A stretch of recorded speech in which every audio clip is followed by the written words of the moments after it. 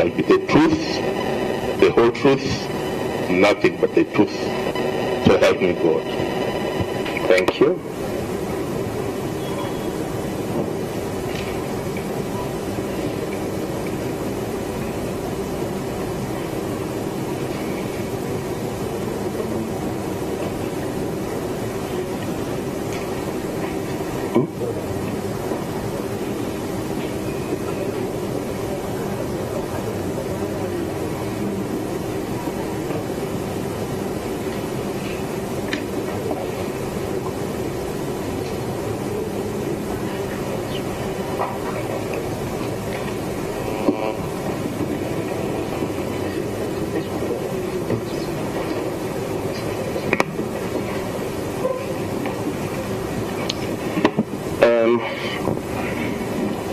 We are going to finish the preliminaries, then I'll make a communication about a document which I've just received this morning.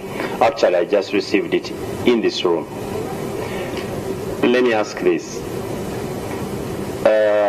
Mrs. Matov, did you receive any file from the agent of the liquidator, Mr. Sekabila? Any progressive file? Report, rather. Any progressive report? Just pull the microphone near you. Thank you, Chair. I did receive reports, but they may not have been on a quarterly basis. That one I'm not very sure. I have forgotten. It's quite a long time ago. Mr. Bob?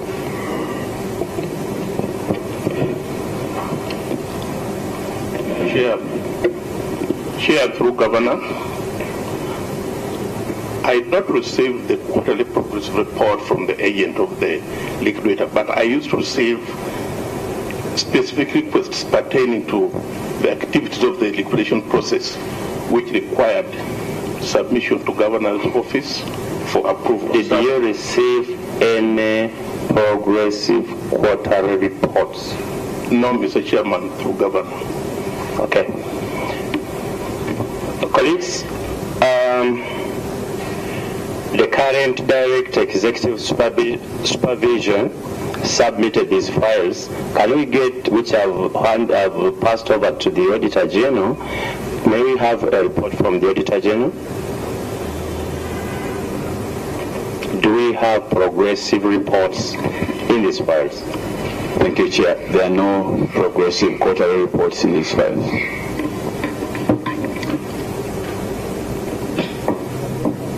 Mr. Governor, can you check whether, can your executive director check whether these are the files or reports he gave us, and you take possession of your documents? We don't want to keep, because the original documents.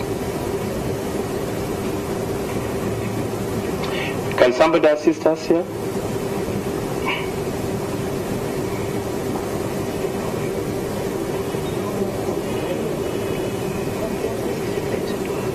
They're here.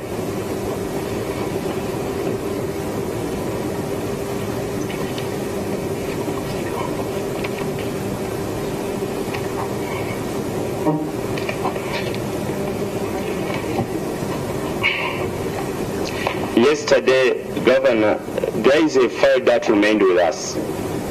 One of these files which were submitted. We still have it here.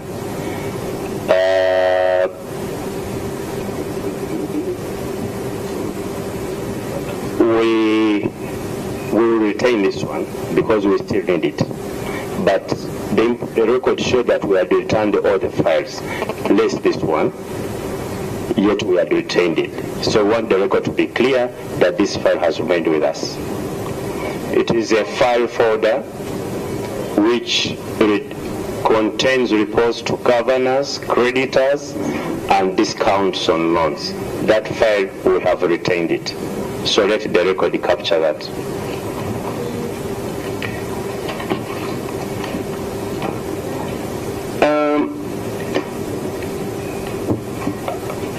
I don't know which I should start with, but there are 2 points. We we need to resolve the issue of the files, the progressive reports, and then they are going to be handed together with a letter which I've received from Mrs. Justine Vagenda, because my colleagues have not even read it. I'm just going to read to them. One, if we have a contradiction between the officers, those outgoing and those in offices, about whether their documentation which you have received or not, don't you have a proper security system in the bank, Mr. Governor, which can actually help us whether these files were actually received? Because if there is a handover, who attends this handover? And that's to the Governor.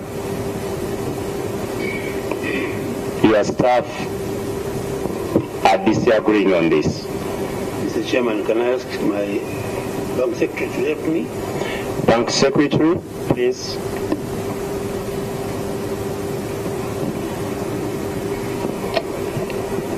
Through you, Governor, when a staff is handing over, a retiring staff or an ex-staff is handing over office, the handover is witnessed by either the Executive Director Administration or the Director Human Resources, or both.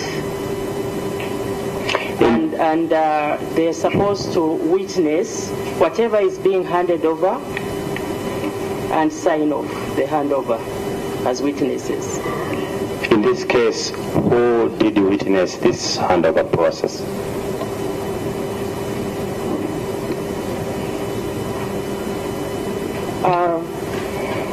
When the ex-EDS was handing over to the current EDS, the Executive Director Administration, Mr. Solomon Okecho, witnessed the handover ceremony. Is Mr. Solomon Okecho with us here? He's on leave. Okay. Then two, do you have a mechanism within the bank which can actually help in finding out whether somebody is accessing files which is not supposed to access? Because if the outgoing EDA says he handed over the file, the incoming says I didn't receive them, and we know where they were. Do you have a monitoring system within the bank? Documents of the bank. A monitoring system of documents of the bank. Under surveillance. We don't want to expose the bank so much, but we like to know, isn't this, don't you monitor, don't you do what my colleague is asking, surveillance? So that if somebody carried the files, we would know somebody has carried the files. Through you, Governor, the Bank of Uganda is installed with a security system. And that should be also, EDA should be able to speak to that, because that falls under his directorate. Because if the files are handed over and somebody has taken them away, we should be able to see. Not so. Where is the, when there is no acting? Because it's not an individual. Imagine these offices. Through you, Governor, yes, whenever somebody is out of office, there's somebody acting in their position. Is the acting here? No. Who is acting?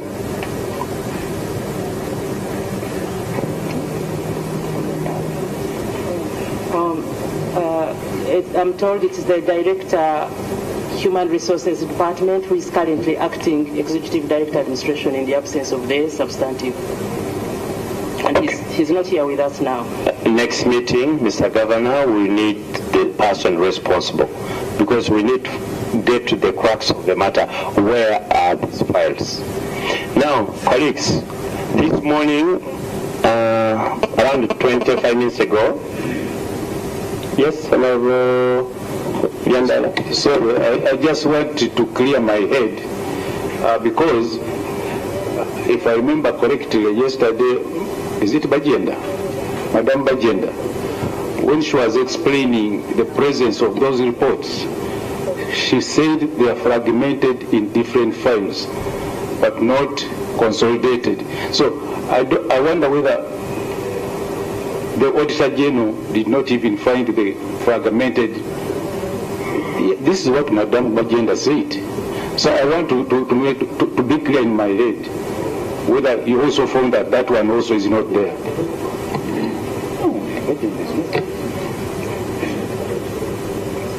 Auditor General, sir.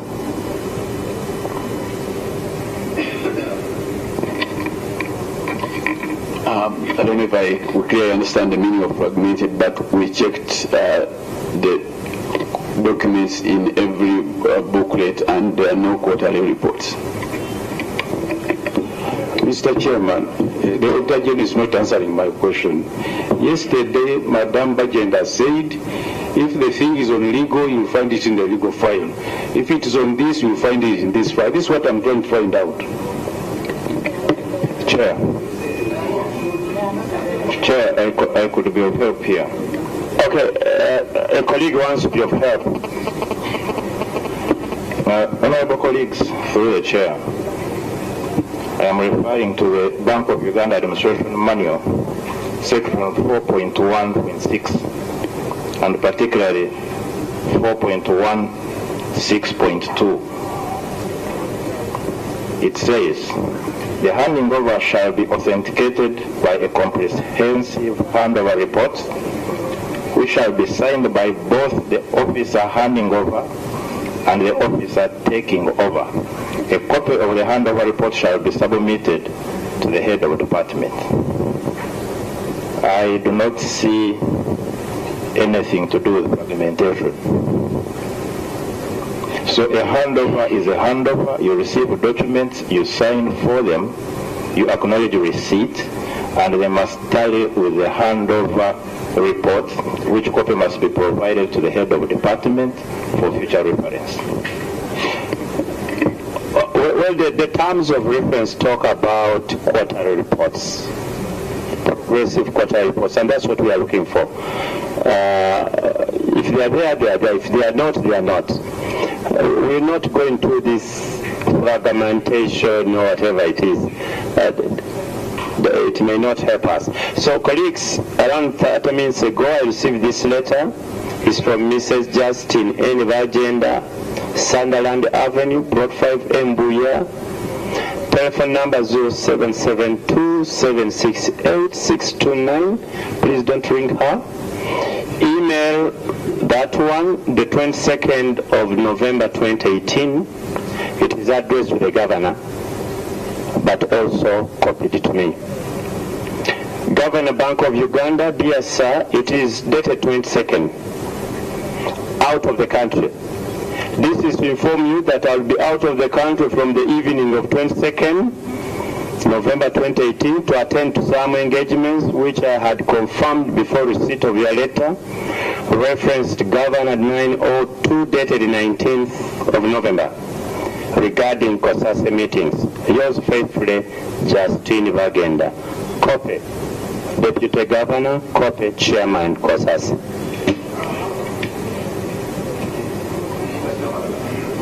Procedure.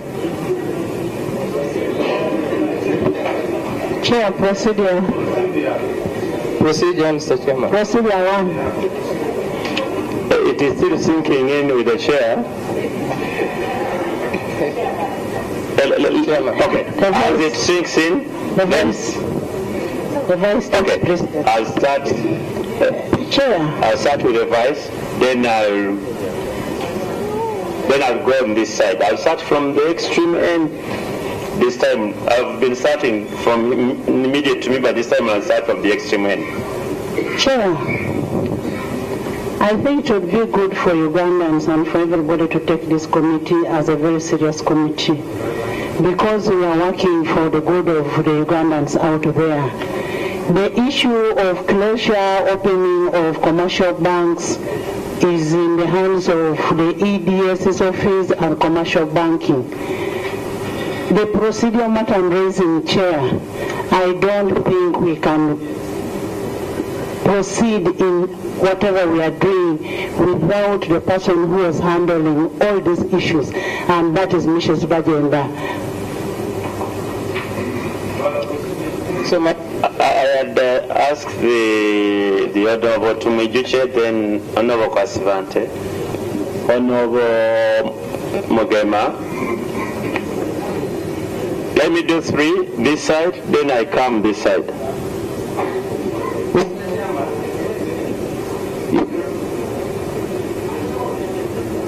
Mr. Chairman, for the controversies we have had between the current files and the previous one.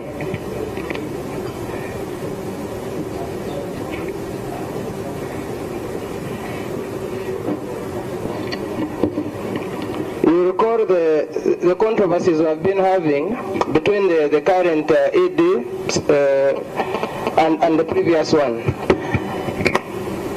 The current has been saying, I never received the reports. The previous was insisting, I gave you the reports. And we are looking for these reports for us to proceed. Now, with these contradictions, and we also recall that Mr. Sekabira told us that he was handing over to Justin Bajenda. And Bajenda came and said, yes, I was handing over the reports, but these reports, I forwarded them to the current ED. So I am now at a loss on how we can proceed. When the person was here yesterday, she knew that we were going to have this meeting today morning. She did not inform you, the chair, that she was not going to be coming back. Bank of Uganda did not inform us that she was not going to be coming back. I think we cannot proceed. Bank of Uganda must produce Bajenda here for us to proceed. Just a complimentary on what you're saying. There is a principle of fair hearing. We cannot, since there is that contradiction, we cannot only hear from the current EDS without the previous, because we need to give her a hearing for her to be able to defend. We cannot discuss about her when she's not here. But at the same time, we should not allow these civil servants to act with impunity. Mr. Chairman, the importance of having the Madam Justin Bajenda here is not in any kind of dispute. She was physically here yesterday, 22nd, well knowing that she would be here. You made the orders under her presence. Mr. Chairman, I move ask this committee through you to invoke Rule 205 B1. And I wish to read verbatim. In the exercise of its functions, a committee shall have the powers of the High Court for enforcing, and I want to emphasize that, enforcing the attendance of witnesses and examining them on oath or otherwise. Mr. Chairman, we have the powers to enforce the attendance of Madam Justin Bajenda. And enforcement doesn't mean that you may not have any other duties to attend to. When you are compelled to attend, you must come. You don't have any option. I want to suggest that Madam Bajenda, wherever she is produced. She is forced to attend to this committee as soon as it is possible for both the committee and herself. Thank you. Chair, I want to add on what you're saying on the constitution. Before you. Chair, this is a constitutional Constitution of Uganda, the supreme law of the Republic of Uganda, and would wish to invoke Article 90 of the Constitution on Committees of Parliament. And this is constitutional, leave alone the rules of Parliament. Now, the committee shall have the powers of the High Court. That is C. C1, it says the committee shall have the powers of enforcing the attendance of a witness and examining them on oath and affirmation or otherwise. 2, it says compelling the production of documents, and then it also talks about compelling the attendance of a witness. So it is our constitutional right. We derive our powers from the Constitution, not from anywhere else. Thank you.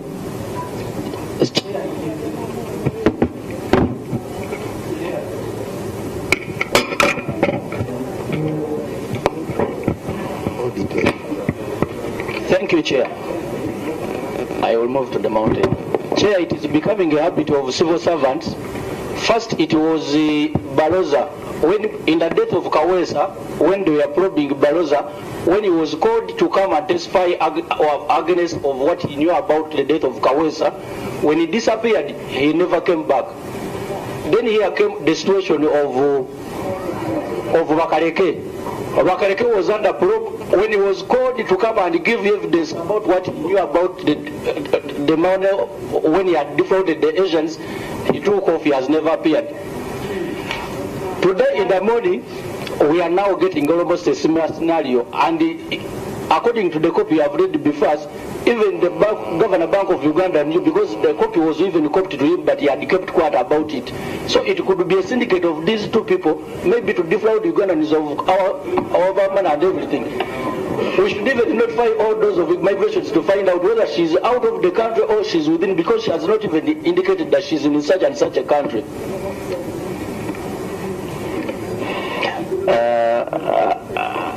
Governor, first hold on, you just have to note that one and then you respond. Let me hear from the members and then I'll... yes, the Honorable Anywa. After Honorable Anywa, I want to... this side.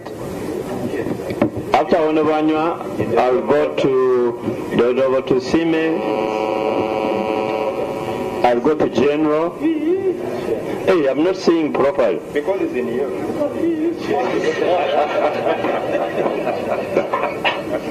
You know, sometimes that color is repugnant to my eyes. Thank you, Mr. Chairman. Okay, let's do this. Honorable Anywa, Honorable Tusime, Honorable Itungo, Moses, General, then we stop, then I come this side again. Thank you, Mr. Chairman. It is indeed disappointing to be given such an information while all of us yesterday were here, and as we are directing for the documents which are centered around Madame Bajenda, we had no wind at all. She couldn't even have courtesy to pray to this committee that she's not going to be in. And Mr. Chairman, when you received this letter, we were all seated here. I don't know at what point in time, did Madame Bajenda submit this letter to the institution of Bank of Uganda. Maybe in the response we would want to know, was it also this morning? Was it yesterday? And by who? And Mr. Chairman, I think we cannot proceed in these circumstances. My fear is that we need to know when Madame Bajenda will be produced.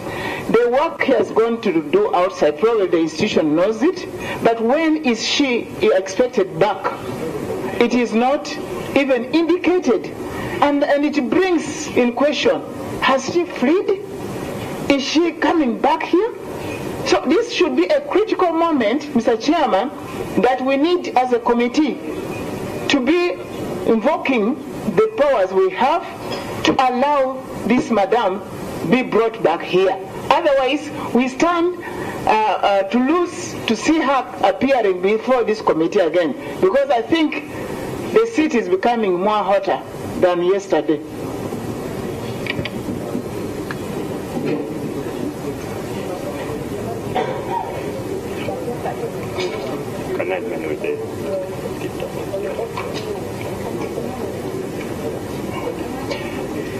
Yes, this side. Thank you, Chair. Chair, my concern is also in regard to what Honorable Kasevante raised, and I don't know for what reason. I thought for the record Honorable Kasevante would have read the entire Rule 205. However, I shall add on, for purposes of emphasis, that on top of compelling production of documents, this same committee shall have powers of issuing a commission or request to examine witnesses abroad. So wherever she is, the E says we shall have the power to confine for any specific periods any witnesses and cite any person for contempt of Parliament. This was for purposes of the record because it was read halfway, so that for anyone who is in position to communicate to her, is that for purposes of doing our work, her absence, either for a day or two, does not make sense. Rather would they come so that we don't waste taxpayers' money and time, because we are accountable to the people of Uganda. This work must be done and completed. Honorable Tungo. Thank you, Chair and colleagues. Chair, the composition of this committee, Chair, is clear.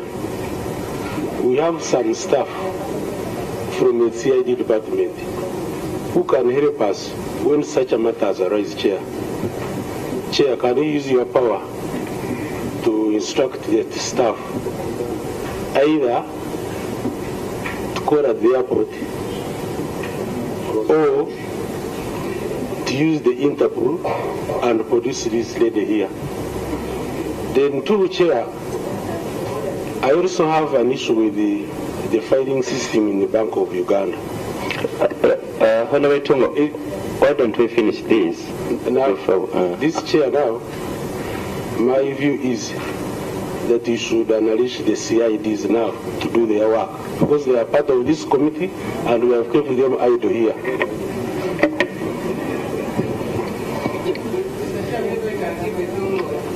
Some information. According to the letter, Mr. Justin Bajenda left yesterday evening. Or maybe we may need to use Interpol, because you will not get her the airport today. According to the letter, she left yesterday evening. She's not here, according to this letter. Okay, wherever she went. Moses, thank you, Chair and colleagues. The madam in question is the principal witness as far as this query is concerned. I request and I emphasize, like yesterday, a honorable colleague advised that we use our CID, which was present, to go and do the searching of the documents, the files in the Bank of Uganda. For sure, our CID is very redundant. They are here on standby. And what I know, in whatever way, the documents cannot get lost in the Bank of Uganda. When you enter Bank of Uganda, some of us will have some intelligence there. All the documents, you have to declare whatever you are entering with in the Bank of Uganda when you are staff. Even an iPad or anything electronic, you declare. without declaring, it remains an asset of the Bank of Uganda.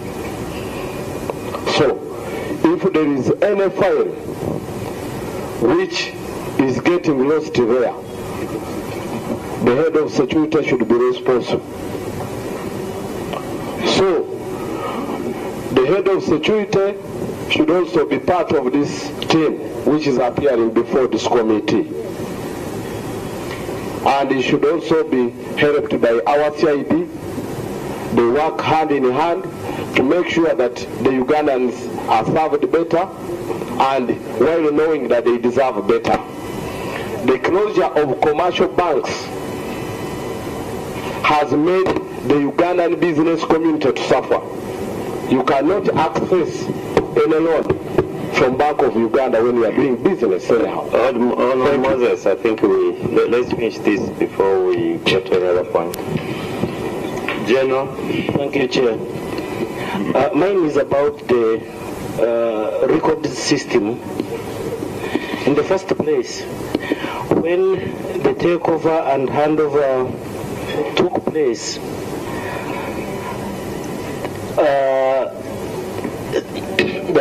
the parties in that arrangement had more than 2 copies, because the outgoing had a copy, the incoming had a copy, and the office also retained a copy. So should we say that all the 3 are nowhere to be seen? Secondly, what is the work of the records person if such documents cannot be traced? Don't they have a registry system whereby a document is given a folio number and you can cross-check through that? Because even the computers have simplified the whole issue. You can just give the numbering and then you trace it very quickly. So I don't know why it looks like all the staffs from up down. I think let's sort out the presence of Mrs. Vagenda first before we go to the substance. And even on the part of Mrs. Vagenda, it's very unfortunate that this person was here yesterday. She knew she would be flying out or riding out.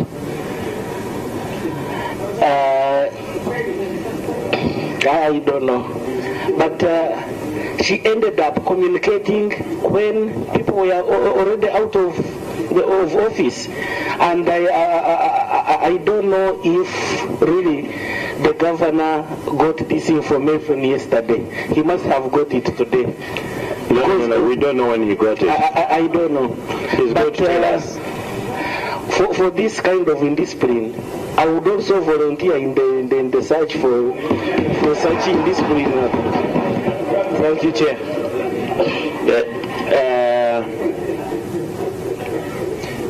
Let me have the Honorable Yandara, the Honorable Nakaunde, Honorable Mwine, then the Honorable, then we close this.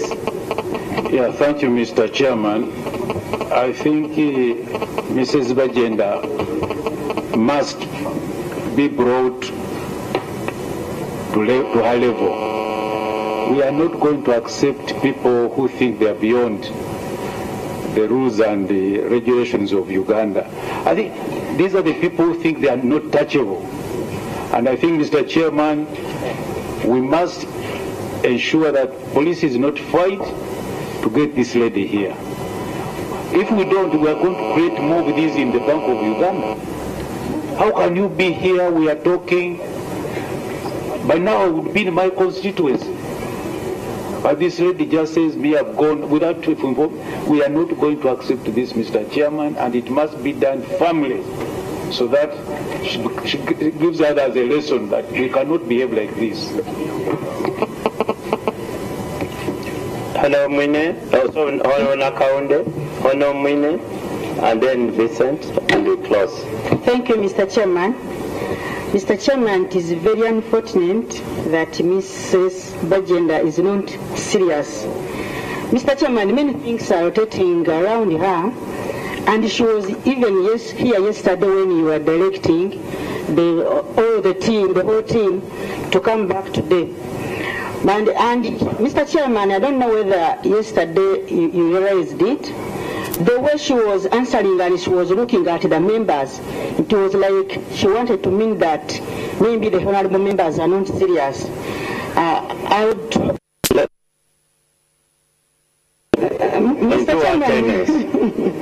Mr. Chairman, if she can be recalled, I will request police maybe to do it and she comes back, because we want to do parliamentary work and finish it.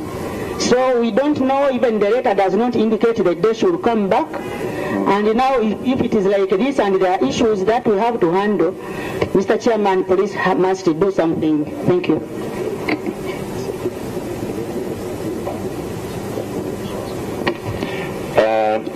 Thank you, Chair. Chair, I would like to agree with my colleagues that it's not fair to us as members who have a lot of responsibility, who have other engagements, to have to sit here waiting for one person. In the circumstances where a key person in this meeting is absent, and probably if we have to adjourn, it's important that we know when she will be back so that we prepare accordingly. Secondly, I'd like to request that if possible, we handle something else and not waste time, because we have a lot of work, we have deadlines, we have targets. Chair, I request that we should not allow one person to hold this whole important committee of Parliament and the whole of Bank of Uganda. Thank you. Thank you, Chair. I think my colleagues should have also read Part E, which is talking about somebody being contemptuous. I think she's being contempt to this. That is what shall have the powers. That is now our committee to confine for any specific periods, any recall, cite rant witnesses, and cite any person for contempt. But I would like to look at how the circumstances under which this is happening. I recall one day when I was still working somewhere, a commissioner had been given an assignment by a minister just to make a presentation somewhere in a seminar on behalf of, for the minister to make that presentation. And he opted to go on an official trip in London. But the minister could not have the presentation to make, so all he did that evening was to recall that commissioner to come back, to compel him to come back. And the commissioner had to oblige and come back. That is you can see that is a formal official thing, and that had to happen. I think under the circumstances, this lady must be compelled to come back wherever she is immediately. Secondly, Mr. Chairman, I have seen circumstances where the police are to go and search for because our main interest is to recover the documentation. I would like to suggest that the police takes it up and go and search for our documents. And I'm having actually a worry that she could have sneaked out with our documents. So it is important that these documents are searched for and forthwith brought to us. I can give you information. Mr. Chairman, can I give him information? Mr. Chairman, of course, it is being insinuated that some documents are getting lost at Bank of Uganda from the information we get from some of the staff, like they were presenting the other day. But two, I have also read in some section of the media that on Sunday, Justin Wajenda entered Bank of Uganda and picked some documents. Yes, on Sunday. And Sunday, just last week, she entered Bank of Uganda and picked some, and that security has since written to the governor to that effect. No, I think what we do, let us resolve one issue at a go. And the issue we have to resolve now is the attendance of Mrs. Justine Bagenda. Governor and colleagues, this audit had specific audit objectives. The first one was whether proper inventory of the assets and liabilities of the banks was undertaken at closure in line with Section 893 of the Financial Institutions Act 204 and Section 32(3) of the Financial Institutions Statute 1993. Two, and most importantly, to establish whether the liquidator appropriately managed the sale of the assets accounted for the funds resulting from the sale, and whether the receiver appropriately transferred assets and liabilities under the purchase and assumption agreement.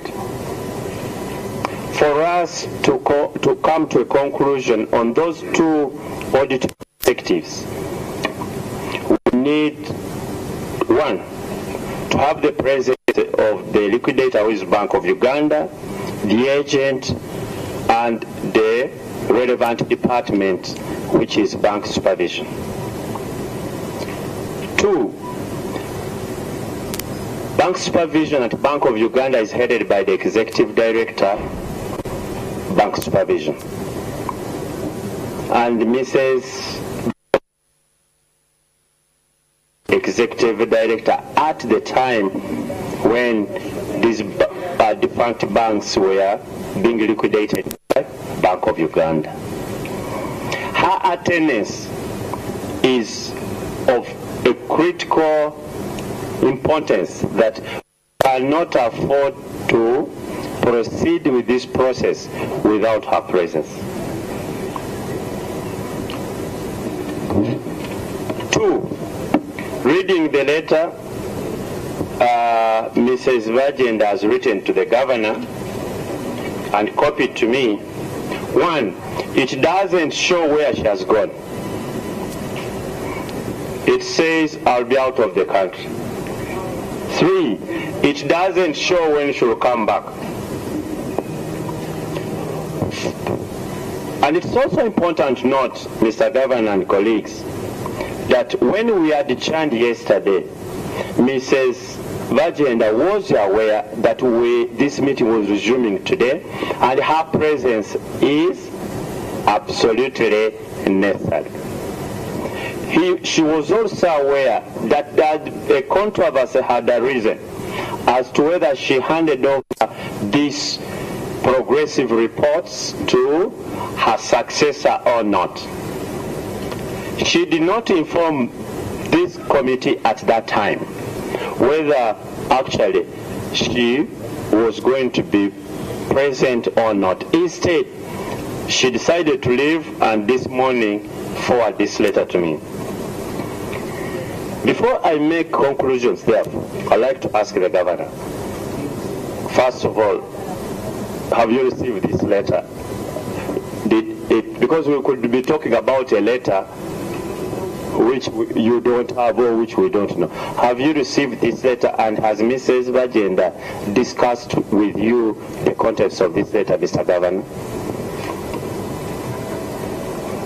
Mr. Chairman,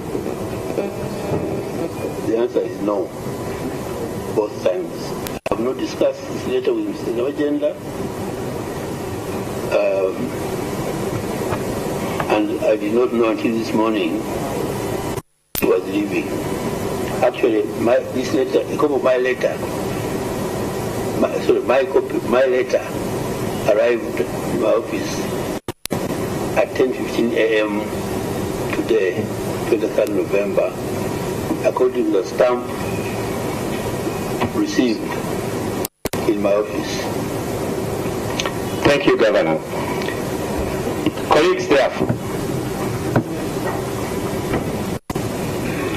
this committee is empowered by 3 pieces of legislation.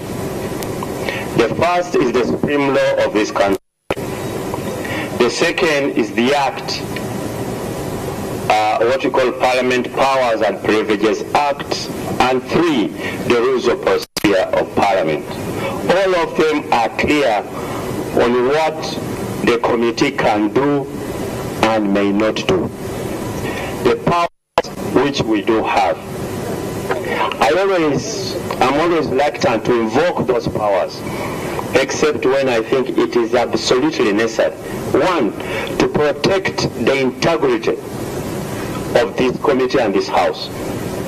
I wish to remind that this House is the embodiment, is the representative of the sovereign of this country.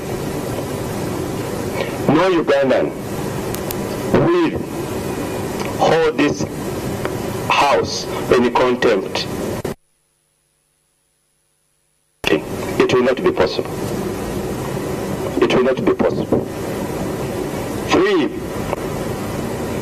I'd like to thank the governor, who is supposed to be the head of this institution, that he has been here every day. Every day. And to us, it's like he's respecting processes of this House, he's respecting the Constitution and the people of Uganda. Anybody, let alone his staff, who despises and holds this House in contempt will be dealt with firmly and in accordance with the law. Colleagues, I therefore invoke my powers. 1, that this meeting will not take place. This process will not proceed except in the presence of all the office holders of the relevant offices during the time when this process was taking place. Mr. Governor, I think this message should be clear to those who are in these offices. I would have preferred to invoke my powers and refer this particular matter for purposes of a warrant of arrest, which we do have under Section 10 of the Parliamentary Powers and Privileges Act. However, let us be cautious that there is always a first offense. Governor, this meeting is going to resume on Tuesday. Meanwhile, summons are hereby issued to Mrs. Wagenda, wherever she is. And if she does not appear on Tuesday, we will be left with no alternative but to issue a warrant of arrest wherever she is. And I think this should be a clear message to everybody. So we therefore issue summons for Mrs. Wagenda to appear here on Tuesday, 10:30 a.m. And if she doesn't appear, a warrant will automatically follow, an arrest warrant. And the process are clearly laid out. So, may the Bank of Uganda relay this message to Mrs. Justin Wagen. However, I direct the parliamentary staff, 1, the CID, the parliamentary staff as the clerk's office, to communicate with Mrs. Wagenda on her email, which is on this letter, communicate with her on her telephone, these directives. Lastly, Uganda Police, may you supply this committee with the details of Mrs. Bajenda's travel as declared at immigration offices last evening. This meeting is adjourned to 10:30 a.m. on Tuesday.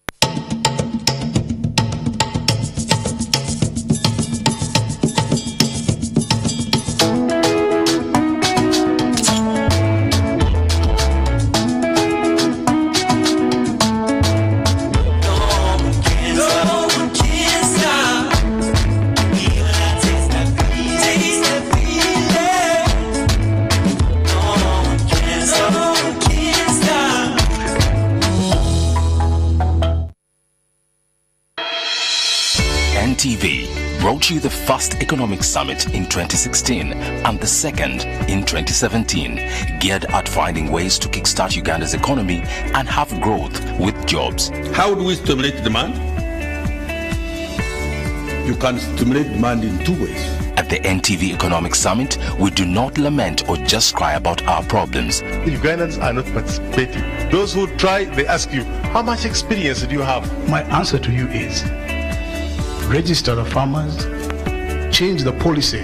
We seek and discuss solutions. What kind of project are you going to develop in 5 years and be able to make money? Really, we should use the capital markets to mobilize long-term financing to complement government efforts of financing infrastructure. The theme for the third NTV Economic Summit is key policy triggers for economic growth with jobs. Creating jobs. Who can do it? You know, that's my passion. The task I have is to industrialize this country. The summit will be held on the 28th November 2018 at the Kampala Serena Conference Center. Join us as we seek for real solutions for the real challenges to foster real growth with jobs for Uganda. The summit is brought to you by NTV, Turning on Your World, and supported by the Ministry of Finance, Planning and Economic Development.